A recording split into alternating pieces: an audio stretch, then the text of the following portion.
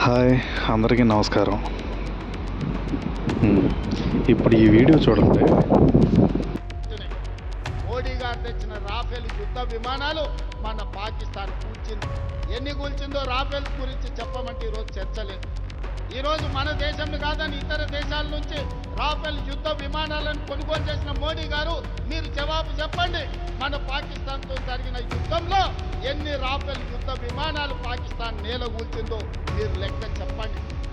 గొప్పల కోసం వేల కోట్ల రూపాయల కాంట్రాక్ట్ మీకు కావాల్సిన వాళ్ళకి ఇచ్చి ఇవాళ రాఫెల్ యుద్ధ విమానాలు కొన్నారు. అవి ఎందుకు నేల కూలినాయో ఇవాళ ప్రజలకు సమాధానం చెప్పాలి. ఇలాంటి వాళ్ళని మనం రాజకీయ నాయకులుగా ఎన్నుకున్నాం. ఈయన ఒక రాష్ట్రానికి సీఎం. ఇలా అయ్యుండి కూడా పొరుగు దేశాలకి, మన శత్రు దేశాలకి సపోర్ట్ చేసే విధంగా మాట్లాడుతున్నాడు. ఇలాంటి వాళ్ళని ఏం చేయాలి? అసలు మీరు ఈ దేశ పౌరుడిని గుర్తించుకోండి, తర్వాత రాజకీయ నాయకుడు. అది మర్చిపోకండి.